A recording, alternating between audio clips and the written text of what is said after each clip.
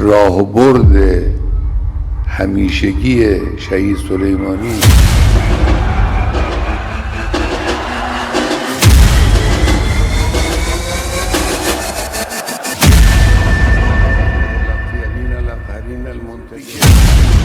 Khamenei का ऐलान और पूरे पश्चिम एशिया में बजने लगा सायरन।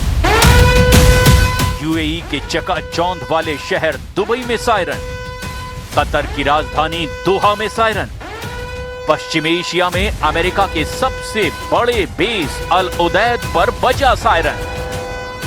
ओमान हुआ अलर्ट, बहरीन में अमेरिकी नौसेना के अड्डों पर बजा सायरन। इराक में भी कुछ तो होने वाला है, राजधानी बगदाद के ग्रीन जोन में बजा सायरन।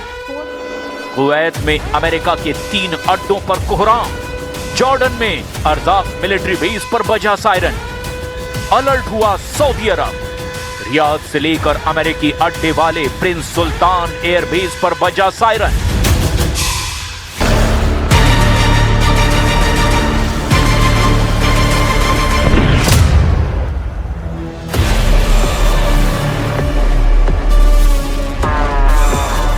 ईरान पर हमले की तैयारी कर रहे अमेरिकी बेड़े के लिए यही बुरी खबर है, क्योंकि ट्रंप जिस युद्ध को 2 मोर्चों की लड़ाई बनाना चाहते हैं, ईरान ने एक झटके में उसे मल्टी फ्रंट वॉर बना दिया है।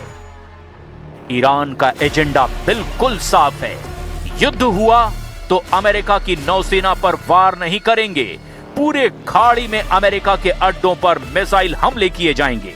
यानी ये रीजनल वॉर होगी, या फिर कहें कि क्षेत्रीय युद्ध होगा। यूएई, कतर, सऊदी अरब, इराक, कुवैत, जॉर्डन, बहरीन और ओमान में अमेरिकी अड्डों पर होंगे हमले, इसका ऐलान ईरान ने कर दिया है। البته این رو هم آمریکایی‌ها بدونن که اگر این دفعه جنگی را بندازن، این جنگ منطقه‌ای خواهد بود.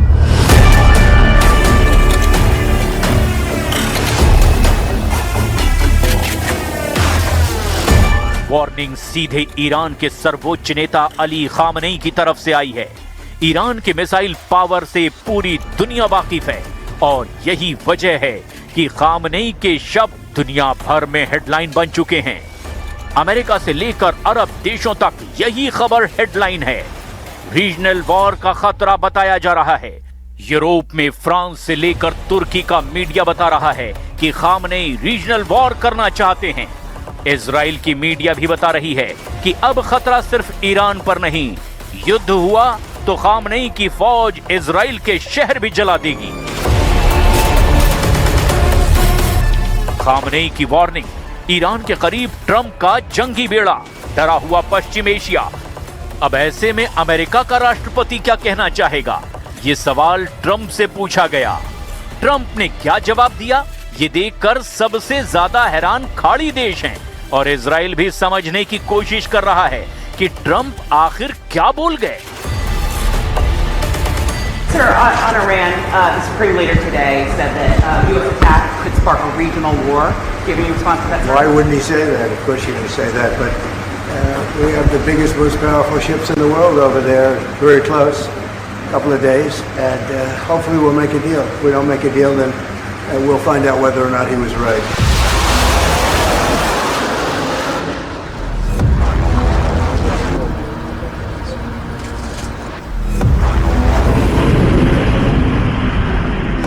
ईरान से टकराने के लिए जब अमेरिका के जंगी जहाज आगे बढ़ रहे हैं, तब ट्रंप का आत्मविश्वास थोड़ा सा डगमगाया हुआ भी नजर आ रहा है। खामनेई की वार्निंग सीधे ट्रंप को नहीं, बल्कि पश्चिम एशिया में उन देशों को है जिनकी जमीन पर अमेरिकी अड्डे दशकों से मौजूद हैं। सवाल ऐसे में यह है कि क्या ट्रंप भूल गए कि पश्चिम एशिया में अमेरिका के 60 मिलिट्री अड्डे हैं। इन अड्डों पर अमेरिका के 40,000 से ज्यादा सैनिक तैनात हैं। यहां अमेरिका के विमान भी हैं, रडार और मिसाइल सिस्टम भी हैं। पश्चिम एशिया के आसपास नेवी के जहाज हैं और उनमें सवार 15,000 सैनिक भी हैं। دیدگاهی صحبت جنگ میکنن که ما نمیدونم با فلان جور هواپیما با چه میاییم چنین میکنیم. اینم جدید نیست. در گذشته هم آمریکایی‌ها بارها در حرفهای خودشون تهدید میکردن.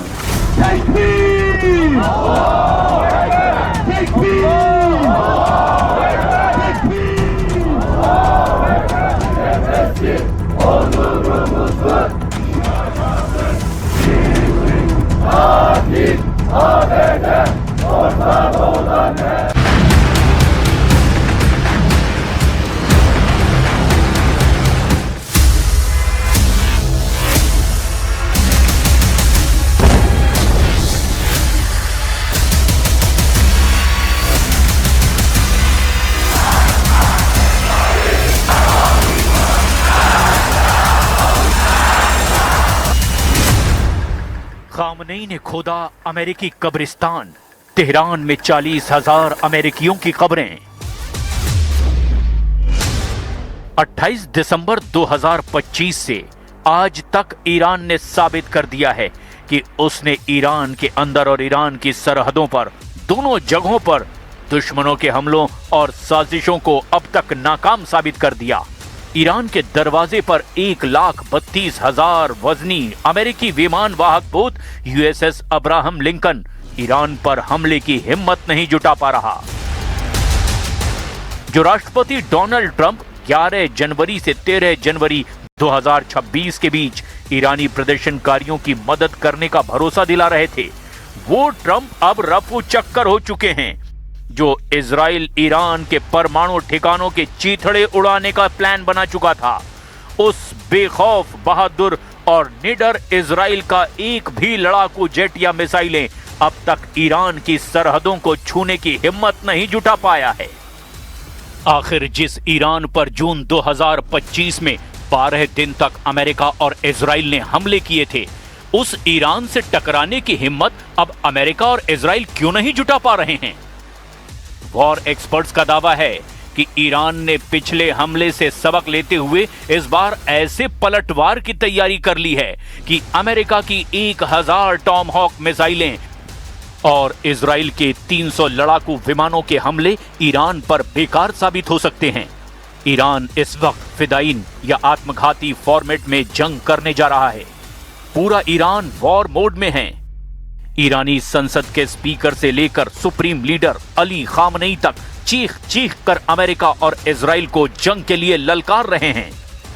ईरानी मीडिया ने दावा किया है कि सुप्रीम लीडर खामनेई के आदेश पर तेहरान के नजदीक मौजूद सबसे बड़े कब्रिस्तान में अमेरिकी सैनिकों की कब्रें तैयार कर ली गई हैं, जिसमें अमेरिकी सैनिकों को मारने के बाद दफनाया जाएगा।